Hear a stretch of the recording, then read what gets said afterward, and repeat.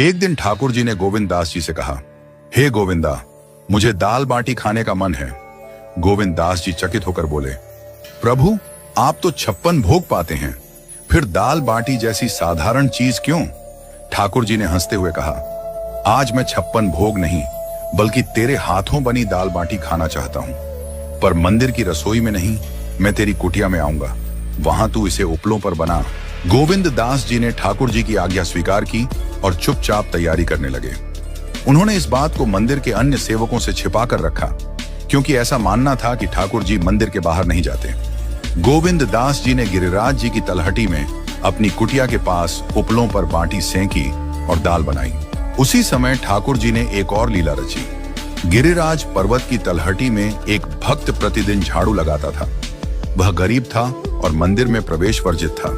वह केवल दर्शनार्थियों से पूछता कि ठाकुर जी आज किस पोशाक में हैं, और अपनी कल्पना में उनका स्वरूप देखता।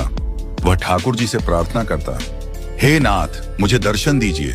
इस जन्म में तो मैं आपके योग्य नहीं, पर अगले जन्म में कृपा करके मुझे चींटी बना दीजिए ताकि आपके चरणों में आ सकूं। उसकी इस प्रार्थना ने ठाकुर जी को रीझा दिया।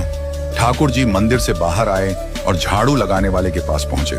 उन्होंने उसे पुकारा, अरे भाई, मेरे पैर में कांटा लग गया है, जल्दी आकर इसे निकालो।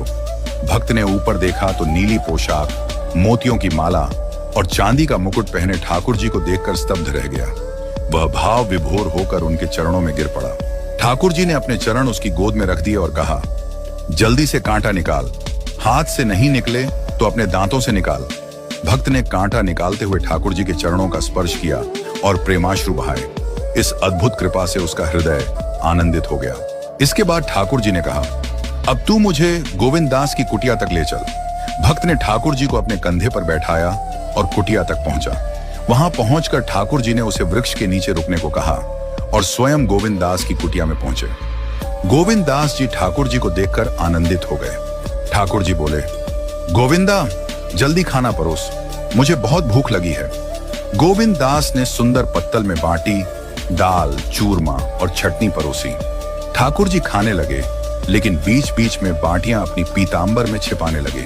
जब गोविंद दास ने यह देखा तो बोले, प्रभु, आप मंदिर में 56 भोग पाते हैं और यहाँ बाटियां छिपा रहे हैं, ये सब किसके लिए है? ठाकुर जी ने मुस्कुराते हुए कहा, ये बाटियां उस भक्त के लिए हैं जिसने मेरा कांटा निकाला था। वह मेरा सखा है और मैं उसे यह प्रसाद दूंगा। गोविंद दास जी ने ठाकुर जी से कहा, प्रभु, आपने नियम तोड़कर एक साधारण भक्त को छूने दिया, अब आपको आचमन करना होगा। ठाकुर जी ने जल लिया और आचमन करने लगे। तभी गोविंद दास